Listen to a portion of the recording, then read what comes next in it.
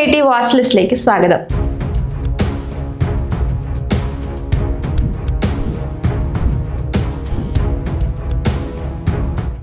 വെള്ളിയാഴ്ച നിഫ്റ്റി 50 സൂചിക ഏകദേശം 500 പോയിന്റ് ഇടിഞ്ഞതോടെ BSE ലിസ്റ്റ് ചെയ്ത കമ്പനികളുടെ വിപണി മൂല്യത്തിൽ ഏകദേശം 10 ലക്ഷം കോടി രൂപയുടെ നഷ്ടമാണ് ഉണ്ടായത്. ആഗോള വിപണിയിലെ തളർച്ച രൂപയുടെ മൂല്യത്തെയും ബോണ്ട് ഈൽഡിനെയും ബാധിച്ചതാണ് വിപണിയെ താഴേക്ക് നയിച്ചത്.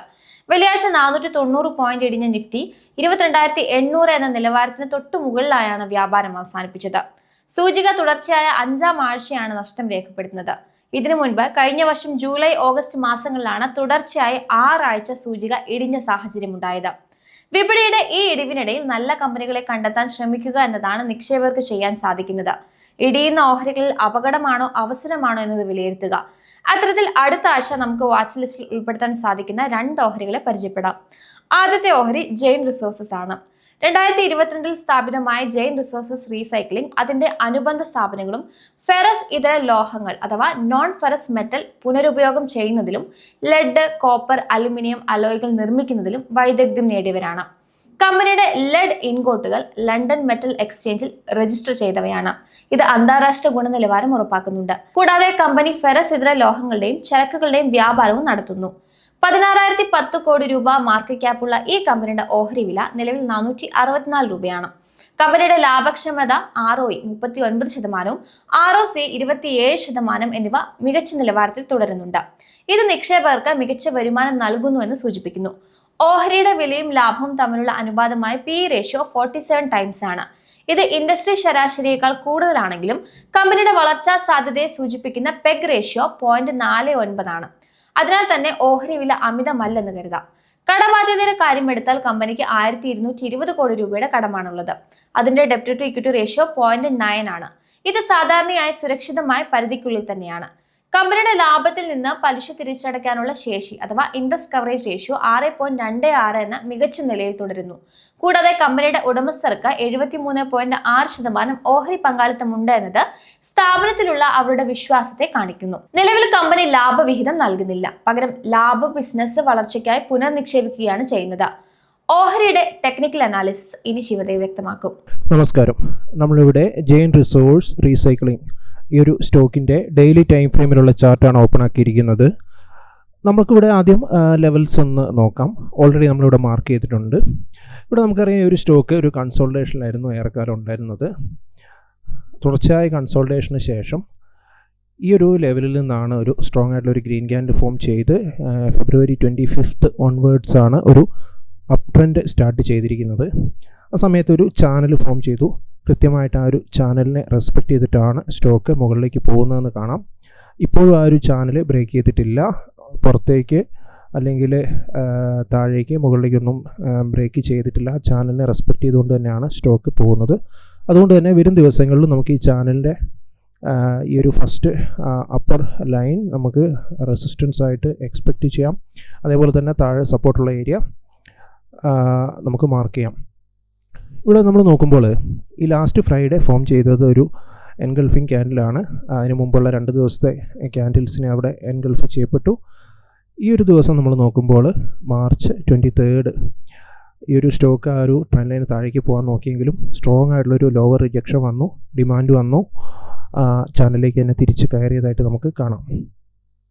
ഇവിടെ നമ്മൾ മനസ്സിലാക്കേണ്ടത് തുടർച്ചയായിട്ട് ഇന്ത്യൻ സ്റ്റോക്ക് മാർക്കറ്റിൽ വിൽപ്പന സമ്മർദ്ദം ഉണ്ടായ സമയങ്ങളാണിതൊക്കെ. ആ സമയങ്ങളിലൊക്കെ തന്നെയും കൂടുതലായിട്ട് ഗ്രീൻ ക്യാൻഡിൽ ഫോർമേഷൻ ഇവിടെ ഉണ്ടായിട്ടുണ്ട്. അത് സ്റ്റോക്കിൻ്റെ ഒരു അണ്ടർലൈങ് ആയിട്ടുള്ള ഒരു സ്ട്രെങ്താണ് നമ്മൾ അതിലൂടെ കാണുന്നത്. ഇവിടെ നമുക്ക് ഡ്രോയിങ്സ് ഒന്ന് മാറ്റിയതിന് ശേഷം EMA ലെവൽസ് മാത്രമായിട്ടൊന്ന് അപ്ലൈ ചെയ്യാം. നിലവിൽ ഇപ്പോൾ നമ്മൾ നോക്കുമ്പോൾ കാണുന്നത് EMA 20, 50, 100, 200. ഇവിടെ നമുക്കറിയാം ഇവിടെ EMA 20 ബാക്കി മൂവിങ് ആവറേജിന് ഈ ഒരു ഡേ മാർച്ച് 5 ഒരു ഗോൾഡൻ ക്രോസ് ഓവർ അവിടെ നടന്നു. ആ ഒരു സ്ട്രെങ്ത്തിലാണ് സ്റ്റോക്ക് മുകളിലേക്ക് പോയിരിക്കുന്നത്. കൃത്യമായിട്ട് ഇവിടെ മാർച്ച് 23 EMA 20യിൽ നിന്നാണ് സ്റ്റോക്ക് സപ്പോർട്ട് എടുത്തിരിക്കുന്നത്. ഇവിടെ നമുക്ക് ഈ ഒരു സ്റ്റോക്കിൽ RSI ലെവലും കൂടെ ഒന്ന് അപ്ലൈ ചെയ്ത് നോക്കാം എങ്ങനെയാണ് എന്നുള്ളത്. നമ്മൾ നോക്കുമ്പോൾ RSI ഇവിടെ ഈ ഒരു ലെവല് 70 എബോവ് റേഞ്ചാണ്. ഇതൊക്കെ ലാസ്റ്റ് ഫ്രൈഡേ 76.23 എന്നുള്ളൊരു നിലവാരത്തിലാണ് RSI ഉള്ളത്. ഇവിടെയൊക്കെ നമ്മൾ മനസ്സിലാക്കേണ്ടത് RSI ഒരു ഓവർബോട്ട് ലെവലിലേക്ക് എത്തിയിട്ടുണ്ട്. അതുകൊണ്ട് തന്നെ ഒരു പുൾ ബാക്ക് നമ്മൾ എക്സ്പെക്റ്റ് ചെയ്യണം. അങ്ങനെയുള്ള സമയങ്ങളിൽ നമുക്കിവിടെ EMA 20 അടക്കമുള്ള മൂവിങ് ആവറേജസ് സപ്പോർട്ടായിട്ട് നമുക്ക് പരിഗണിക്കാവുന്നതാണ്. ഈ ഒരു സ്റ്റോക്കിൽ തന്നെ നമുക്ക് വോളിയം നോക്കുമ്പോൾ പൊതുവെ ഒരു ആവറേജ് അല്ലെങ്കിൽ അതിന് സമീപമായിട്ട് ഉള്ള ഒരു വോളിയത്തിൽ ട്രേഡ് ചെയ്യുന്ന ഒരു സ്റ്റോക്കാണിതെന്ന് മനസ്സിലാക്കാം. ഇതേ സ്റ്റോക്കിൽ തന്നെ നമുക്ക് വീക്ക്ലി ടൈം ഫ്രെയിം ഒന്ന് നോക്കാം എങ്ങനെയാണ് എന്നുള്ളത്. നമ്മൾ നോക്കുമ്പോൾ കഴിഞ്ഞ 1 2 3 4 5 1.5 മാസമായിട്ട് നമ്മളിവിടെ കാണുന്ന ഗ്രീൻ ക്യാൻഡിൽ ഫോർമേഷനാണ്. അതിൽ തന്നെ കഴിഞ്ഞ ഒരു മാസമായിട്ട് സ്ട്രോങ് ആയിട്ടുള്ള മാരബൂസ് ക്യാൻഡിലാണ് ഫോം ചെയ്തിരിക്കുന്നത്. ഇവിടെ ഈ ഒരു ക്യാൻഡിലിൻ്റെ ലെവല് നമുക്കിവിടെ നോക്കുമ്പോൾ അറിയാം. ഈ ഒരു ക്യാൻഡിലിൻ്റെ ഹൈ എന്നുള്ളത് ഒരു 463 രൂപ ലെവലിൽ റെസിസ്റ്റൻസ് ഉണ്ടായിരുന്നു. കൃത്യമായിട്ട് ആ ഒരു ലെവലിൽ തന്നെ അതിൻ്റെ മുകളിലേക്കാണ് ലാസ്റ്റ് വീക്കിൽ ക്ലോസിംഗ് ഉണ്ടായിരിക്കുന്നത്. ലാസ്റ്റ് വീക്കിലെ ക്യാൻഡിൽ അതുകൊണ്ട് തന്നെ നമുക്ക് അതിൻ്റെ ഹൈ എന്നുള്ളത് ഇവിടെ നമുക്ക് കാണാം. 466 രൂപ 85 നിലവാരമാണ്. ആ ഒരു ലെവൽ നമുക്ക് നെക്സ്റ്റ് റെസിസ്റ്റൻസ് ആയിട്ട് മാർക്ക് ചെയ്യാം. ഈ ഒരു ക്യാൻഡിലിൻ്റെ ലോ 417 രൂപ 50 എന്നുള്ളത് സപ്പോർട്ടായിട്ട് മാർക്ക് ചെയ്യാം. ഇത്തരത്തിൽ സപ്പോർട്ട് റെസിസ്റ്റൻസ് അടക്കമുള്ള നിലവാരങ്ങൾ പരിഗണിച്ച് മാത്രം ഈ ഓഹരിയിൽ വ്യാപാരം അല്ലെങ്കിൽ നിക്ഷേപം നടത്താൻ വേണ്ടി ശ്രദ്ധിക്കുക. അടുത്തത് ഓറോബിന്ദോ ഫാർമയാണ്. ആക്റ്റീവ് ഫാർമസ്യൂട്ടിക്കൽ ഇൻഗ്രീഡിയന്റുകൾ, ജനറിക് മരുന്നുകൾ എന്നിവയുടെ നിർമ്മാണത്തിലും വിപണനത്തിലും അതുമായി ബന്ധപ്പെട്ട സേവനങ്ങളിലുമാണ് ഓറോബിന്ദോ ഫാർമ പ്രധാനമായും ഏർപ്പെട്ടിരിക്കുന്നത്. 76,329 കോടി രൂപ മാർക്കറ്റ് ക്യാപ്പുള്ള ഈ കമ്പനിയുടെ ഓഹരി വില ഇപ്പോൾ 1314 ആണ്. ഓഹരിയുടെ വിലയും ലാഭവും തമ്മിലുള്ള അനുപാതമായ PE റേഷ്യോ 21.6 ടൈംസ് ആണ്. ഇത് ഇൻഡസ്ട്രി ശരാശരിയേക്കാൾ കുറവായതിനാൽ ഓഹരി വില ആകർഷകമായ നിലവാരത്തിലാണെന്ന് പറയാം. കമ്പനിയുടെ ലാഭക്ഷമത പരിശോധിക്കുമ്പോൾ ROE 11.1%, ROCE 14.2% എന്നിങ്ങനെ മിതമായ തോതിലുള്ള വളർച്ചയെ സൂചിപ്പിക്കുന്നുണ്ട്. കഴിഞ്ഞ 5 വർഷത്തെ കണക്കുകൾ പരിശോധിച്ചാൽ വിൽപ്പനയിൽ 6.55%, ലാഭത്തിൽ 3.87% വർധനവ് രേഖപ്പെടുത്തിയിട്ടുണ്ട്. സാമ്പത്തിക സുരക്ഷിതത്തിന്റെ കാര്യത്തിൽ കമ്പനി മികച്ച നിലയിലാണ്. ഡെപ്റ്റ് ടു ഇക്വിറ്റി റേഷ്യോ 0.22 മാത്രമായതിനാൽ കടബാധ്യത വളരെ കുറവാണ്. കൂടാതെ പലിശ തിരിച്ചടയ്ക്കാനുള്ള ഇൻട്രസ്റ്റ് കവറേജ് റേഷ്യോ 14 എന്ന ശക്തമായ നിലവാരത്തിലാണ്. കമ്പനിയുടെ പകുതിയിലധികം ഓഹരികളും ഉടമസ്ഥരുടെ കൈവശമാണ്. കഴിഞ്ഞ 3 വർഷത്തിനിടെ 37% റിട്ടേൺ നൽകാൻ ഓഹരിക്ക് സാധിച്ചിട്ടുണ്ട്. നിലവിൽ 0.3% ഡിവിഡൻഡ് ഈൽഡ് കമ്പനി നൽകുന്നുണ്ട്. കമ്പനിയുടെ ആസ്തി മൂല്യം അഥവാ ബുക്ക് വാല്യൂ 603 രൂപയാണ്. അതായത് നിലവിലെ ഓഹരി വില ബുക്ക് വാല്യൂവിന്റെ 2.18 ടൈംസ് ആണ്. ഓഹരിയുടെ ടെക്നിക്കൽസ് ഇനി ശിവദേവ് വ്യക്തമാക്കും. നമ്മളിവിടെ അരബിന്ദോ ഫാർമ ലിമിറ്റഡ് ഈ ഒരു സ്റ്റോക്കിൻ്റെ ഡെയിലി ടൈം ഫ്രെയിമിലുള്ള ചാർട്ടാണ് ഓപ്പൺ ആക്കിയിരിക്കുന്നത്. നമുക്കിവിടെ നോക്കുമ്പോൾ അറിയാം, ഇവിടെ നമ്മൾ ലെവൽസ് മാർക്ക് ചെയ്തിട്ടുണ്ട്. ഈ ഒരു സ്റ്റോക്കിൽ 1315, 1330 രൂപ ഈ ഒരു കൺസോൾട്ടേഷൻ റേഞ്ചിൻ്റെ അപ്പർ ബാൻഡാണ്. അവിടെയാണ് നമ്മൾ നെക്സ്റ്റ് റെസിസ്റ്റൻസ് എക്സ്പെക്റ്റ് ചെയ്യേണ്ടത്. ഇതേ സൗണ്ട് തന്നെ താഴത്തെ നിലവാരം 1260, 1248 രൂപ നിലവാരത്തിൽ നമ്മൾ സപ്പോർട്ട് എക്സ്പെക്റ്റ് ചെയ്യേണ്ടതാണ്. ഒരു സ്റ്റോക്കിൽ നമുക്ക് ഡ്രോയിങ്സ് ഒന്ന് മാറ്റാം.